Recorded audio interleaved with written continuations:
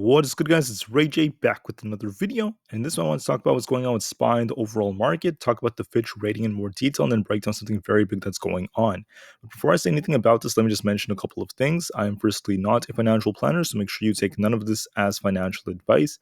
And also, if you guys can, please check out the Webull link. The offer ends today. If you deposit any amount of money into the account, you are guaranteed up to 12 free stocks. Anyways, let's talk about the market now, what's going on with it. So looking at SPY, we have this head and shoulders like pattern that got some confirmation. I mentioned to all of you guys in my earlier videos that, hey, this is a possibility, and I called this out as being one possibility. But in order for this to play out, we have to see confirmation. And for now, we're actually starting to see more and more of that as the market is starting to fill these imbalances down here. And on top of this, SPY is looking weaker and weaker. But why on earth is the market like this, and what are some big things that are going on? I just want to mention to everyone that in the morning video as well, I mentioned that 452 is going to be our critical level of the day. If that broke, the market could sink down. If we managed to hold above that, the market had potential to bounce. Now, could the market still hold around these levels for the next few days? Sure, it still could hold around these levels. But don't forget, we have Apple's earnings in just a couple of days. And whatever happens with that will dictate the whole market. Now, I want to mention something very important for everyone out there that's analyzing the markets. The VIX is finally pumping. It's been so long, and finally the VIX got this nice move to the upside. It's currently in the 16s, continuing to pump. Let me just bring up the 5-minute chart for you all. And because the VIX, gapped up like this, is like a gap and go for the VIX. This is once again not the best of signs for stocks. I also want to add that in the morning, we didn't really have the confirmation we were looking for on the dollar because the dollar was trading flat, right? Now, all of a sudden, the dollar is really starting to push to the upside. A little bit after the market opened, it was kind of flat to start us off. Then we got this nice breakout. The dollar is pumping, which tends to be bearish for the stock market. And then we have the 10-year Treasury yield. Currently, it's at like 4.1% or something like that. That's a lot higher than before. The 10-year is starting to pump as well, which tends to be another bearish signal. So the point I'm trying to make is that I'm not saying the market's going to crash immediately. I'm not guaranteeing that. But what I will say is that the trend is starting to shift because of this news. The Fitch rating is acting as the catalyst to start this big reversal. Now, is this going to be the catalyst that crashes the markets or causes something that crazy? I wouldn't necessarily say that, like I said earlier, but I do believe it's starting a big shift in sentiment. And when this tends to happen, we tend to see a big domino effect where more and more bearish catalysts tend to come out. That's what tends to happen. We have this head and shoulders pattern on SPY. In order for us to invalidate this, we have to get a nice pump all the way back up to like well above where this right shoulder is. That's going to be quite tricky.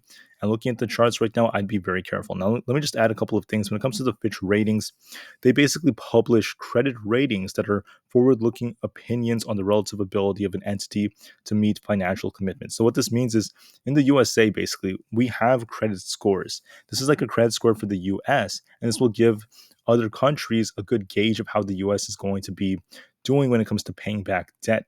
And for the first time in a very, very long time, the US went from a AAA rating to a AA plus rating, which is a big change compared to before. I do believe this is causing some downside for the markets, but this alone is not going to cause the market to like crash insanely hard. The pullback we got is just not like that crazy because we are still just a little bit below our range. We saw SPY come down to these levels before during the FOMC meeting, then bounce.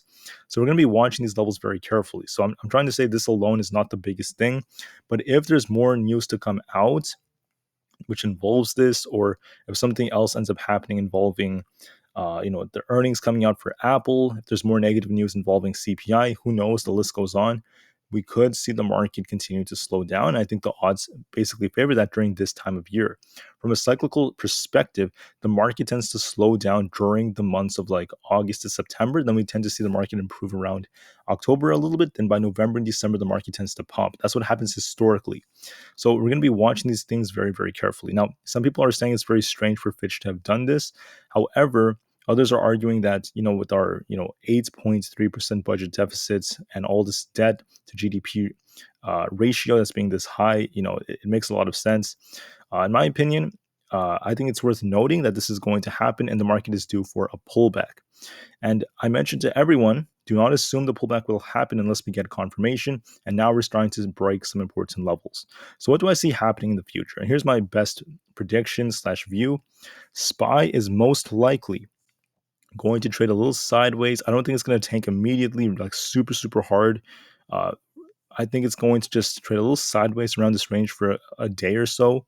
And then after Apple's earnings, I don't know if Apple's going to pump the market or not, but I think the odds favor from a technical standpoint that the market has downside coming.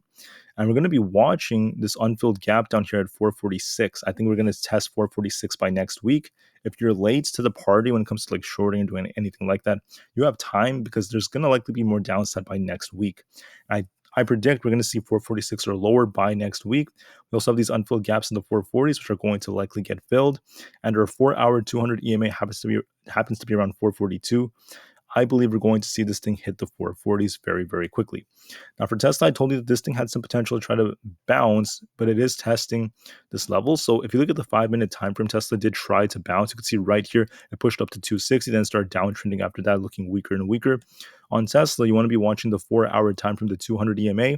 Tesla's barely holding on for dear life right now at the 200. If this breaks, if it really gets a strong break below this and we see this thing break 250, Tesla's going to sink into the 240s, if not 238 becomes a reality. I mean, it's looking relatively weak. For Nvidia, this is also looking kind of weak for the time being. We got a big drop after AMD's earnings. Now, one of the things I told you is that AMD is going to dictate how Nvidia moves. If AMD pumped, right, if it got a really nice pump, we could see Nvidia balance because of it. If not, then this thing could come tanking down, and that's what ended up happening. AMD is actually tanking, and this is once again hurting Nvidia. So for Nvidia, you're going to be watching this 440 support. If that fails for us, then we have these next levels down here. You're going to be watching the next level around this 434 area, which is the previous resistance, which is becoming support. Then we have 426, which is where our 200 EMA happens to be. It's currently approaching 440, so be careful with it. We also have some support at 445, and then if it does try to get above that, 450 is going to be the zone to watch for. So watch these levels very carefully. I think the video could try to hold around these levels for the time being before we get a bigger move after Apple's earnings. And I just want everyone to be very careful with this. Now, unfortunately for Meta, this is also looking relatively weak. The whole market is basically sinking. Meta is testing the 50 EMA. If this breaks, you're going to be watching 309 and then 307. And to add on to this, we have other important levels. Now, for the QQQ, let me just add that. For the QQQ, this thing broke below 378, looking relatively weak. The bottom does not look like it's in.